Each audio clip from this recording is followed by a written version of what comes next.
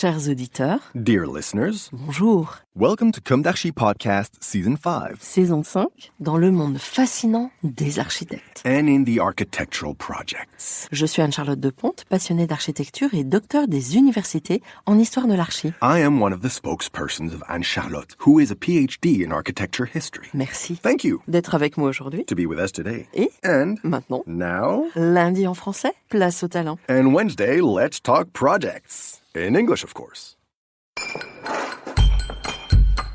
Bienvenue dans Comme d'Archi. Dear listeners, good morning. This is Esther on behalf of Anne-Charlotte. It's good to meet you today to talk about two major exhibitions of the year 2024 at the Cité de l'Architecture in Paris, France, and the work and careers of the curators. Indeed, la Cité de l'Architecture et du patrimoine is getting into the Olympic spirit with two exhibitions in 2024 that take visitors through the experience of sport in and out of stadiums through the prism of architecture. With Il était une fois les stades, or Once Upon a Time stadiums, visitors can trace the evolution and re-evolutions of stadiums from the early 20th century to the present day. In 2023, architecture students have been invited to build nomadic sports fields in urban spaces. Quand la ville se prend au jeu, or When the City Plays Games, will exhibit the winners of the 9th edition of Mini Maousse. First part, Il était une fois les stades, or Once Upon a Time Stadiums exhibition, from March 20 to September 16, 2024. Temporary space in the Gallery of Modern and Contemporary Architecture. By Émilie Regnault, curator. Since 2002, Émilie Regnault has been a curator at the Gallery of Modern and Contemporary Architecture at the Cité de l'Architecture et du patrimoine / Musée des Monuments Français in Paris. As part of the creation of the Cité de l'Architecture, she led an ambitious program to create models, which contributes to the enrichment of the public collections. Her main missions are to manage and promote the collections. She is a graduate of Université 1, Paris-Sorbonne, with a DEA in Contemporary Art History, with a major in architecture. She has been curator or associate curator of several exhibitions. Most recently, Tous à la plage, l'architecture balnéaire de ses origines à nos jours in 2016, Alvar Aalto, architect et designer in 2018, and Otto Wagner, maître de l'art nouveau viennois in 2019. In March 2024, she inaugurated Once Upon a Time stadiums. For the École du Louvre, she is helping to run a museography seminar, conceived in 2011, on the subject of model collections in relation to architectural discourse. Conveying architecture to as many people as possible is what motivates and enthuses her.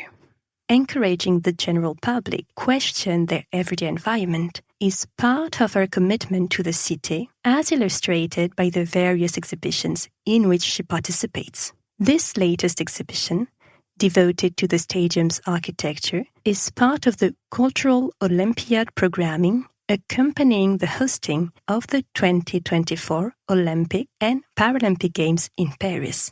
It invites the public to turn their gaze to this architecture, primarily known for what it stages, sport. This architecture envelopes the void, directing everyone's attention to the lawn. In just 100 years, the stadium has become France's best-known sports venue. The figure of the stadium is examined, not by tracing it back to its Greek or Roman origins, but by looking at its reinvention and reappearances between the wars. from a public facility necessary to all modern cities, the stadium quickly took on the role of monument. The questions the exhibition aims to answer are: how, in just over a century, has the stadium become a public facility, a monument that every city must have? How does this simple plot of grass, with its standardized, globalized dimensions, give rise to a multifaceted architecture of emptiness? Featuring a selection of some 150 original works, mainly from the Cité's holdings, with exceptional loans from the Musée National du Sport and the Fédération Française de Football, the exhibition is organized around three key themes: democratize, perform, globalize. These three themes allow us to grasp the full range of the sport's characteristics. Democratize. The hygienist discourse of the late 19th century, a healthy mind in a healthy body, and the injunctions to transform and clean up congested cities, accompanied the development of sporting activities. Leisure time became a time of rest for all, and the sports arena a public facility in its own right. In the interwar years, France embarked on the first genuine public sports policy in favor of mass participation, while taking care not to support spectator sports. Sports facilities became an integral part of the modern city, flourishing throughout France thanks to committed local authorities. Performer. Pierre de Coubertin's motto, plus vite, plus haut, plus fort, faster, higher, stronger, applies perfectly to the programmers and designers of this architecture.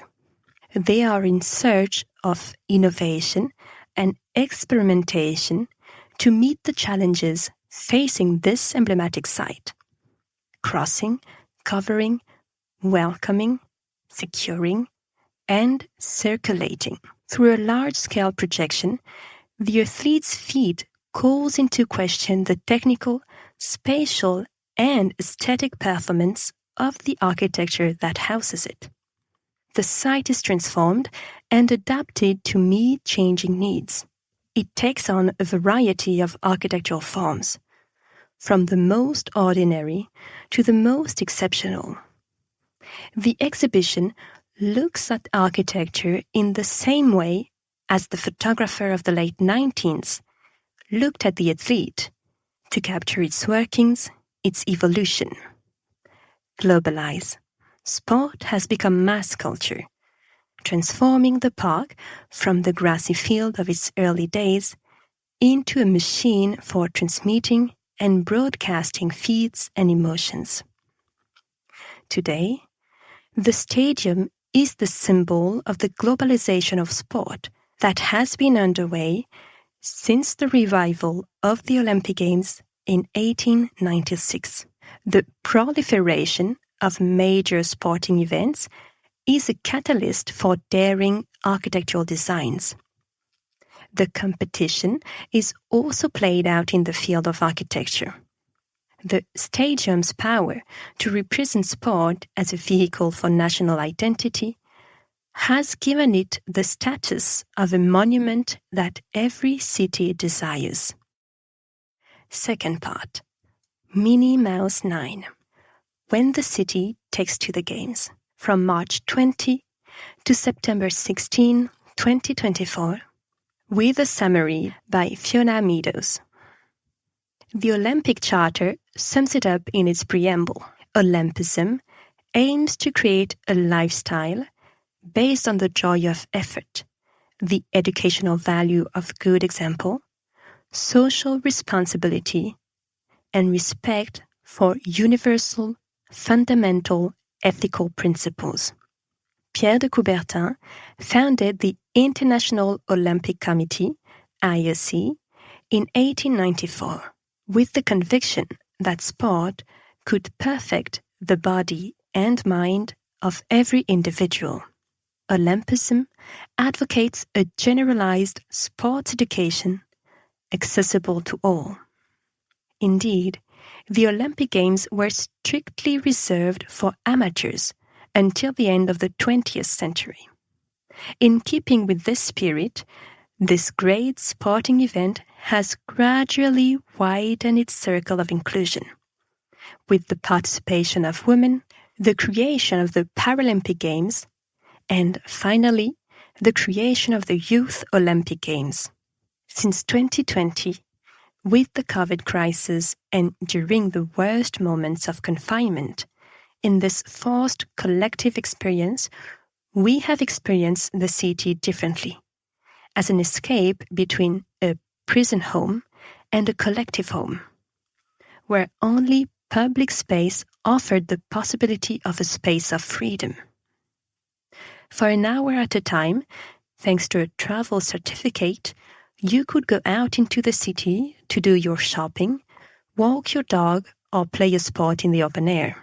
Without COVID, our overly sedentary urban lives were already damaging our physical health.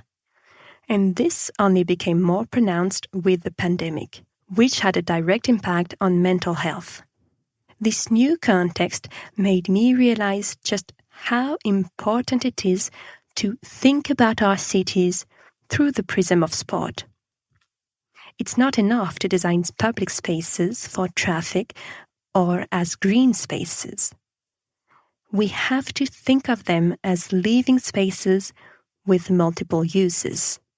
The urban practices of the hip-hop movement, which are expressed in public spaces through graffiti and dance, as well as jogging and cycling, must shape the way we live and think about our cities. This is not to deny the need for a network of high-quality sports facilities throughout France, but it does underline the importance of making sport an integral part of everyday life. Against this Olympic backdrop, the 9th edition of the Mini Maousse competition sets the challenge of proposing a nomadic micro-architecture, a mini fan zone. The idea was to create a link between neighbors to experience this unique moment, shared on a global scale. It will circulate throughout the 93 region in Saint-Denis, Plaine Commune, and the most remote housing estates to celebrate, share, and love sport. The competition is the stimulus for ideas to create family-friendly facilities and venues in the most remote areas of the Olympic Games. How can we ensure that the youth of the Cité are included in this great global celebration of sport? How can we encourage physical activity through sport? Fiona Meadows and her background. From the first primitive shelter made of branches to the perfection of a Japanese tea pavilion, from the DIY hut of the Sunday gardener to the high-tech space capsule, from the simplicity of the igloo to the camping tent. The small scale has been around for all time and in all places. In architecture, it can be found in a multitude of projects and objects that rival one another in inventiveness and poetry. As early as 1999, when the Cité de l'Architecture et du Patrimoine was being prefigured, my mission was to set up the small-scale architecture program I had imagined. Since then, and right up to the present day, this theme has federated my exhibitions, numerous research action workshops, most often conducted in situ and on a one-to-one scale, a series of children's workshops, and architectural competitions. The small is not just a refuge for the architectural imagination affected by the complexity of large scale.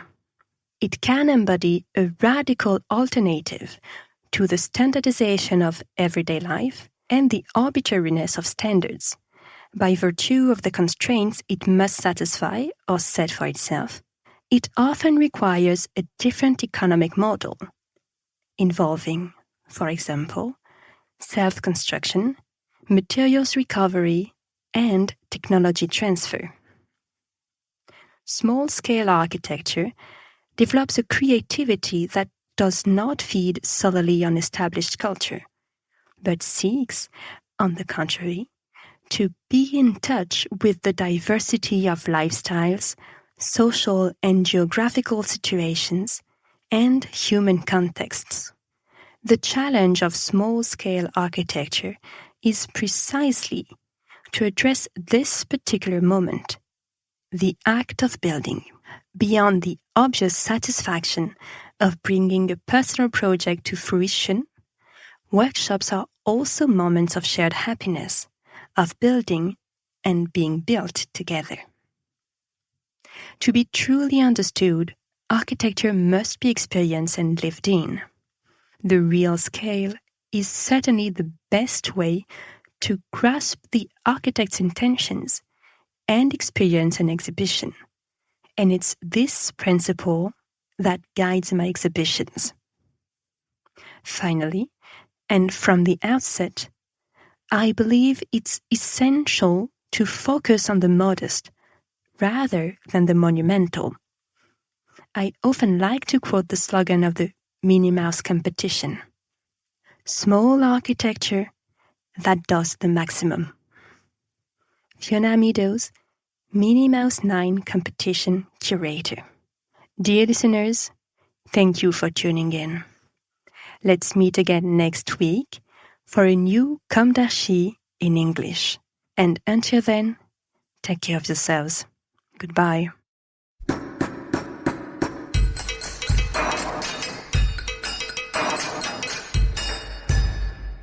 Thank you for listening. And thanks to the sound engineer who was collaborating with us today. Don't forget to tune in to our previews on Instagram at Quand d'Archi Podcast. If you enjoy this podcast, don't hesitate to promote it by giving it 5 stars and a little comment on Apple Podcast or on your favorite podcast platform. And above all, subscribe to listen to all of our episodes for free. See you soon, and until then, take care of yourself.